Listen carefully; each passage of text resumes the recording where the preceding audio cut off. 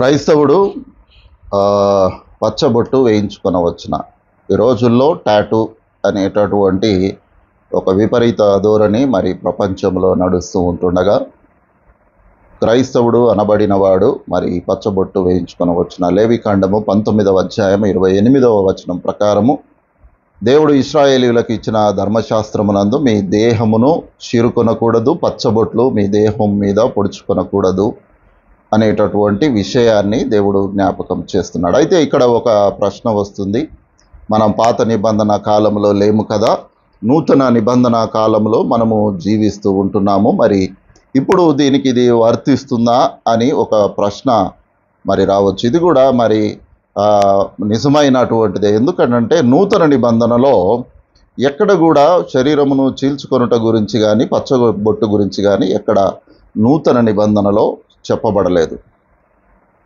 కారణము ఏదైనా ఉండవచ్చును. మరి పాత నిబంధన యేసుక్రీస్తు ప్రభువుల వారు సిలువలో మరణించినప్పుడు పాత నిబంధనలోని మరణ శాసనములను దేవుడు కొట్టివేసి ఉన్నాడు అనేటటువంటి విషయము మనందరికీ తెలిసినటువంటిదే.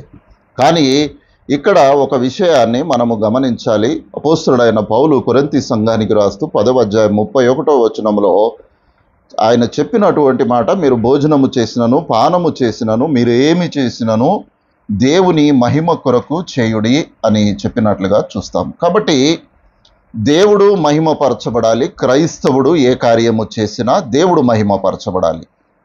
కాబట్టి ఈ నూతన నిబంధనలో పచ్చబొట్టు పొడుచుకోకూడదు అనేటటువంటి అంశము లేదు కనుక మనము చేయవచ్చు అనేటటువంటి ఆలోచన కాదు. కానీ మనము చేసే కార్యము దేవునికి మహిమ తెస్తుందా లేదా అనేటటువంటిది ఆలోచించాలి.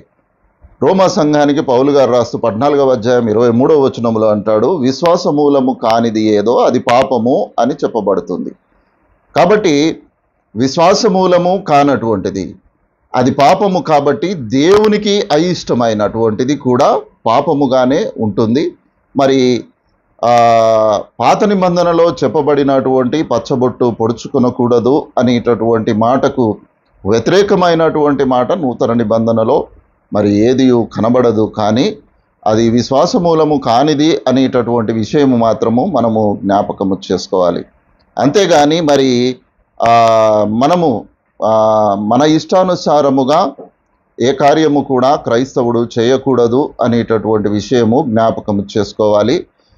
మరి ఇంకొక విషయాన్ని మనము జ్ఞాపకము చేసినట్లయితే అక్కడ యేసుక్రీస్తు ప్రభువుల వారు చెప్పినటువంటి మాట, మీరు విలువ పెట్టి కొనబడినటువంటి వారు, క్రీస్తు రక్తములో మనము కడగబడిన వారము, ఆ క్రీస్తు రక్తము అనేటటువంటి విలువ చేత మనము కొనబడినటువంటి వారము. కాబట్టి మనము దేవునికి విరోధమైనటువంటి ప్రతి కార్యమునకు మనము దూరముగా ఉండాలి. కొరింథీ సంఘానికి పౌలు గారు రాస్తూ మొదటి పత్రిక 6వ అధ్యాయం 19వ వచనములో అంటాడు, మీ దేహము దేవుని వలన మీకు అనుగ్రహింపబడి మీలోనున్న పరిశుద్ధాత్మకు ఆలయమై ఉన్నారని మీరు ఎరుగరా? మీరు మీ సొత్తు కారు, మీరు విలువ పెట్టి కొనబడినటువంటి వారు. కాబట్టి దేవుని పరిశుద్ధాత్మకు మనము ఆలయముగా ఉన్నటువంటి ఈ దేహమునకు మరి దేవునికి విరోధమైనటువంటి కార్యము మనము చేయకూడదు అనేటటువంటి విషయాన్ని మనము జ్ఞాపకము చేసుకోవాలి. కాబట్టి ఈ శరీరము, ఈ ఆత్మ, ఈ సంపూర్ణత, ఈ పిలుపు దేవుని నుండి కలిగినటువంటిది. ఆ దేవుని నుండి కలిగినటువంటి ఈ సంపూర్ణమైనటువంటి స్వేచ్ఛలో దేవునికి విరోధమైనటువంటి కార్యములు మనము చేయకూడదు అనేటటువంటి విషయాన్ని మనము జ్ఞాపకము చేసుకోవాలి. పాత నిబంధన అయినా నూతన నిబంధన అయినా ఏదైనా దేవునికి అయిష్టమైనటువంటి కార్యము మనలో ఉండకూడదు అనేటటువంటి విషయము దేవుడు జ్ఞాపకం చేస్తూ ఉంటున్నాడు. కాబట్టి క్రైస్తవుడు పచ్చబొట్టు వేయించుకొనకూడదా అని అంటే పచ్చబొట్టు వేయించుకొనకూడదు అనేటటువంటి విషయాన్ని మరి పాత నిబంధన కానీ నూతన నిబంధన కానీ ఖచ్చితంగా మనకు బోధిస్తూ ఉంది.